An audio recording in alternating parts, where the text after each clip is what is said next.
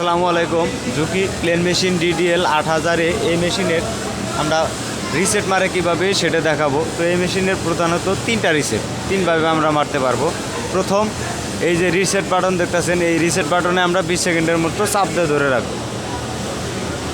দেখেন, চাপ দিয়ে ধরে রাখার পর ক্লিয়ার লেখা আসছে। তো এখন আমরা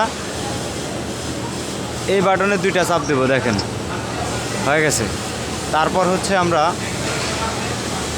এই যে এই বাটন, এবি বাটন, তারপর হচ্ছে এই বাটন এবং এই বাটন, এটা এটা এটা, এই তিনটা একত্রে চাপ দিয়ে ধরে মেশিনের সুইচ অন করবো। হ্যাঁ,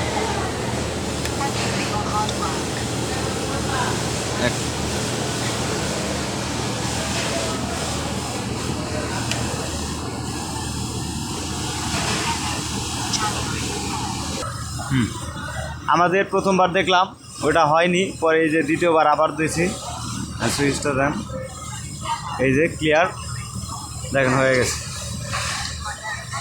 আর প্রোগ্রাম থেকে কোনটা দেখবেন সেটা হচ্ছে আপনার এম বাটনে চাপ দিবেন, পাওয়ার সুইচ অন করবেন।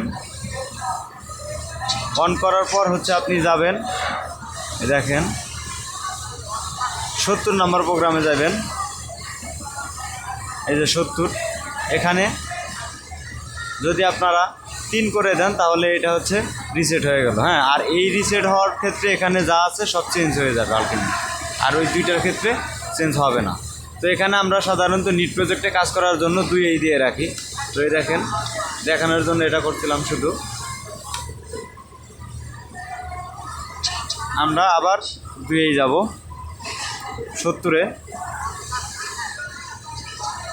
70-এ যাওয়ার পর হচ্ছে এখানে 3 আছে, এখানে আমরা 2 করে দিয়ে কাজ করব। হ্যাঁ, ধন্যবাদ।